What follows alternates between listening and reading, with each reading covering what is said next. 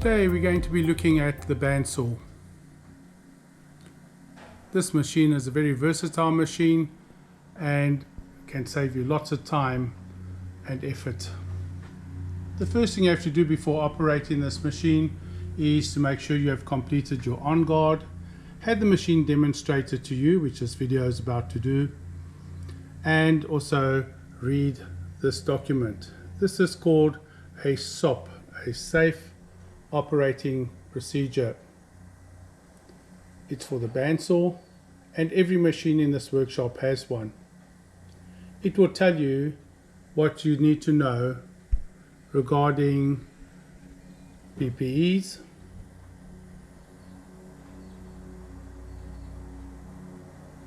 as well as your pre-operational safety checks,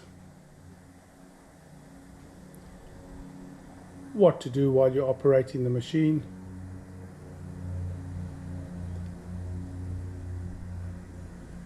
what to do when you've finished operating the machine, and very importantly, what you're allowed to do and not allowed to do on this machine. So let's take a look at our bandsaw. We have two bandsaws in this room. We have this one, which is a 360mm bandsaw, and the name for that comes from the fact that the wheel that turns inside you is approximately that side, and you have a continuous saw blade that will run all the way around. The other bandsaw is a lot larger. First section we're looking at here is this table. We have the table. It is fixed.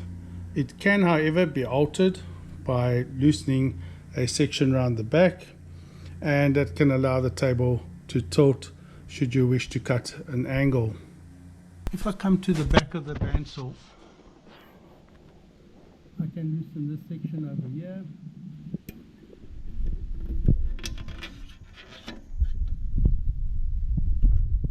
And I can tilt the table to whichever angle I'd like.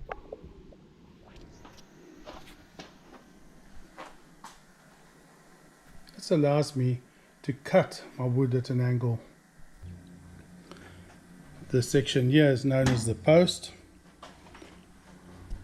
The blade runs down the inside. It's got guard covers to cover it, these guards here.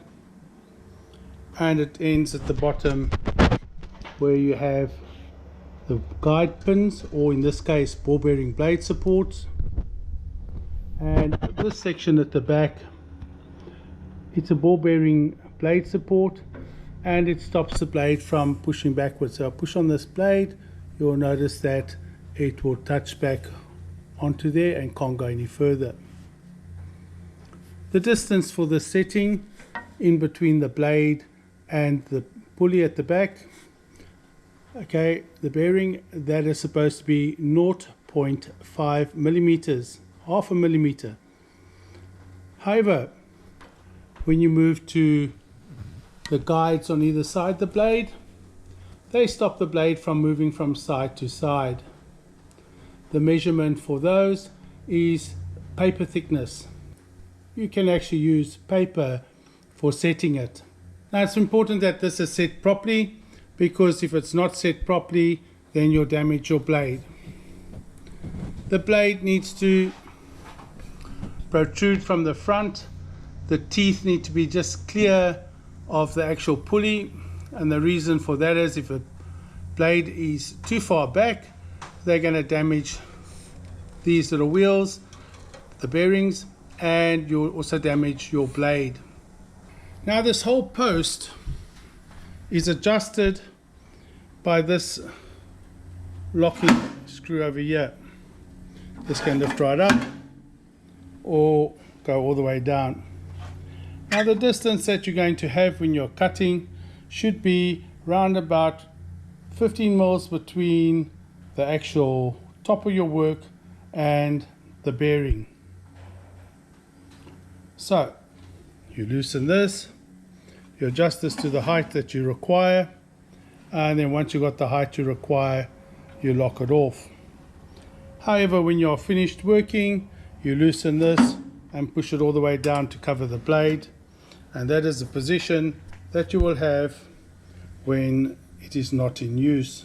In these grooves, there are some grooves along here, both sides.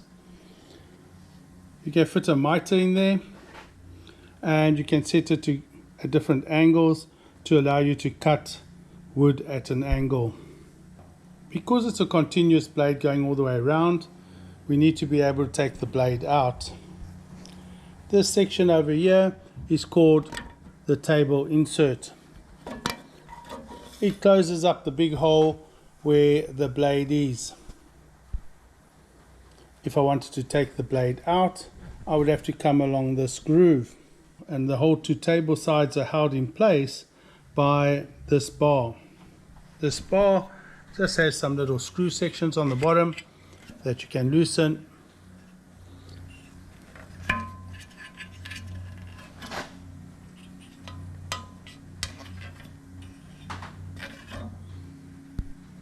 And that allows you to take this section off. This is off. There's a clear gap here that allows you to take the blade right out. A lot of tables have a hole in here and a section called an alignment pin. This gap to take the blade out. And over here, this pin,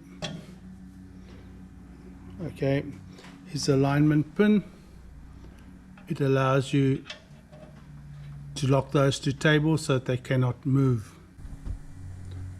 Now if we take a look at the inside, you can see this big wheel over here, and the blade runs continually around it. Above this, on the top of the machine, we have a tension handle. By tightening this, it moves the wheel upwards and therefore tightens the blade. If the blade is broken, before replacing it, remember to wind this so that this wheel moves down so that you can fit your blade on. This is duplicated at the bottom, where we have a similar situation. The difference is here you have got a bout to drive it from the motor behind.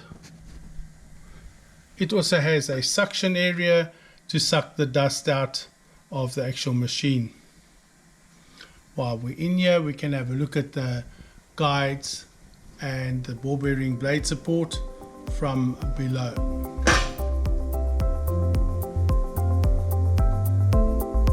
So this is exact duplication from what is at the top.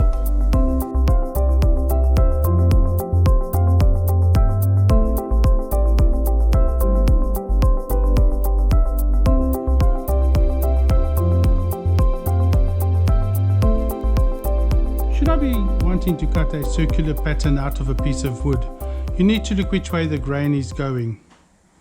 You want to start your cut across the grain. It just makes it a lot easier.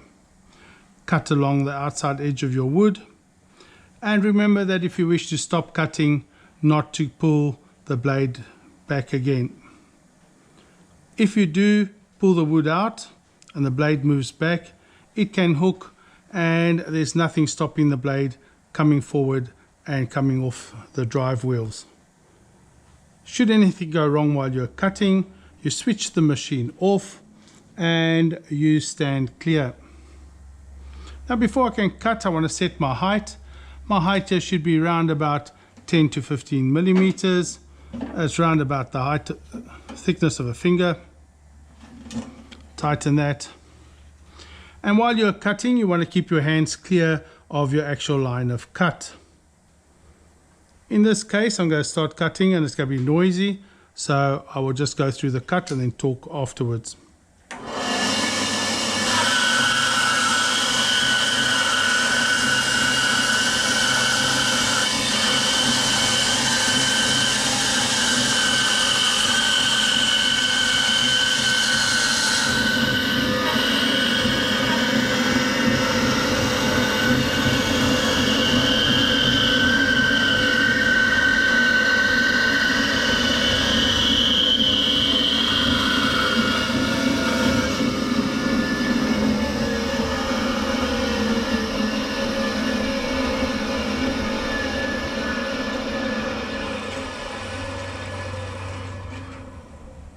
Once I've finished cutting, I switch the saw off, I wait for it to stop, and I can then take out my work. I can even lift the guard if I want to, so I can see what I'm doing better, and I can take my blade out. There's my circle I wanted, out of the section of the wood that I wanted it from.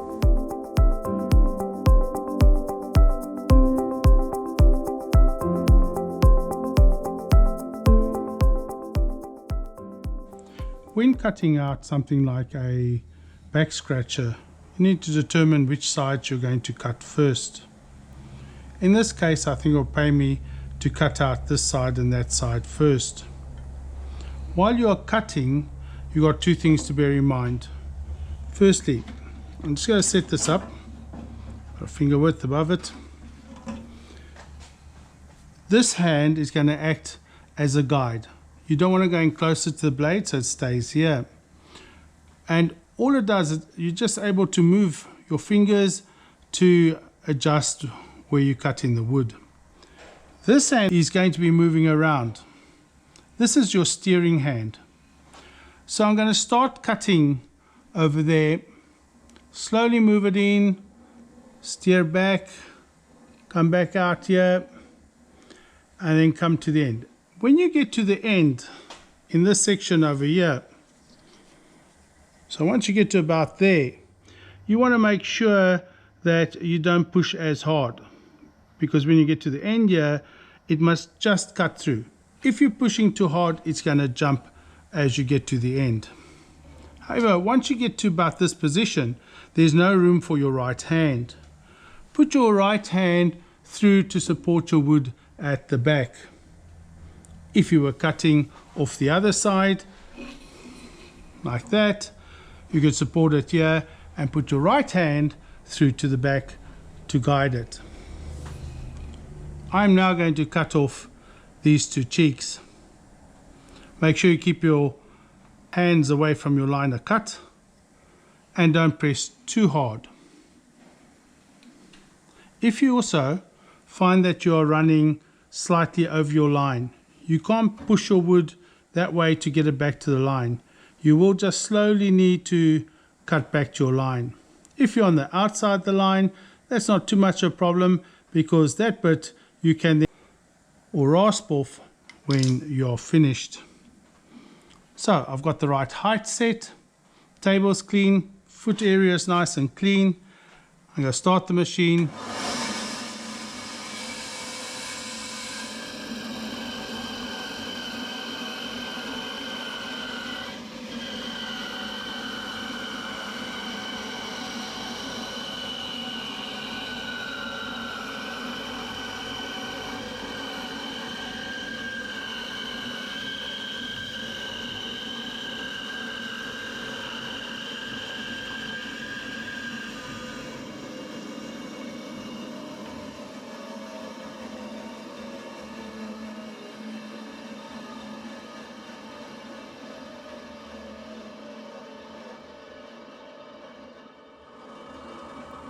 When you have finished cutting, do not pick up your wood like that, especially if it's close to that blade and it's there.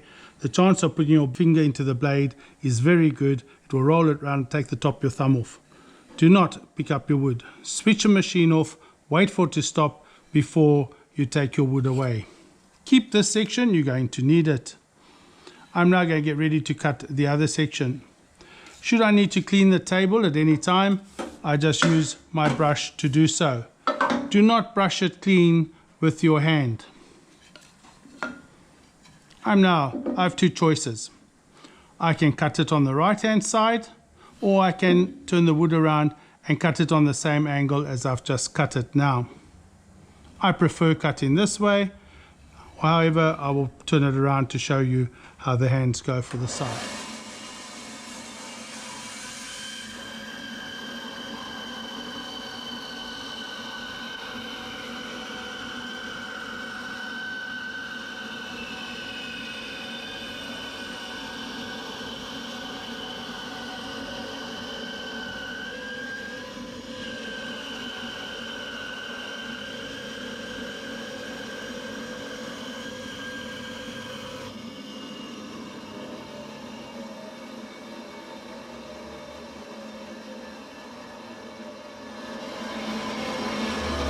If you have finished cutting and there's a large area of wood at the back, it is possible to pick your wood up from behind.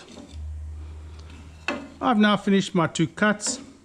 I now have to have a look what I can use. I still want to cut this section out and this section out here. So if I put a panel pin in over there, and a panel pin there, and maybe one there, and that should be fine. As long as I cut this side first, I should be fine. So I'm going to go hammer in some panel pins and I'll be back to cut the next section. Now remember, when you come back to the machine, you've changed your wood from being side on to that way. It's a bit thinner. I need to change this setting here.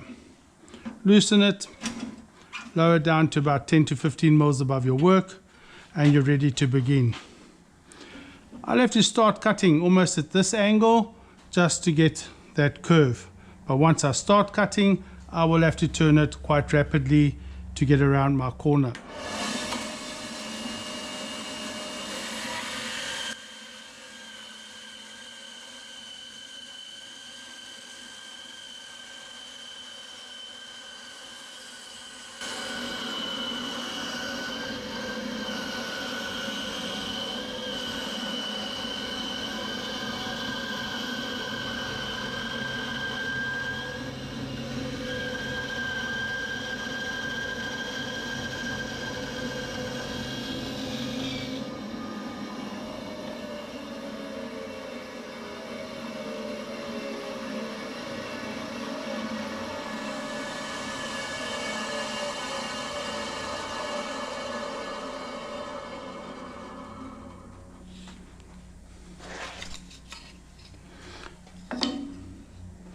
Now, I made one mistake here. I've gone and cut off the wrong side first. Should this happen to you, there are some solutions. Because the nails no longer hold that side together, you have a problem holding all your work together. You can do the following. If you have enough space to put in a nail along there and along there, that's a possibility, but your problem is that if you nail it in skew, you are going to cut it over there and over there. Your solution to this would now be put some masking tape around here and you'll be able to cut the other side. Now I've used some tape. What I will have to do was just put this line back in here so I can see where I'm cutting and put that line back into there. I'm now good to go. I have 2 choices. I can cut that side, but it's going to leave me with a tricky cut at the end. So the best place to start would be from this side. So I'm going to do a sharp turn right at the start of my cut.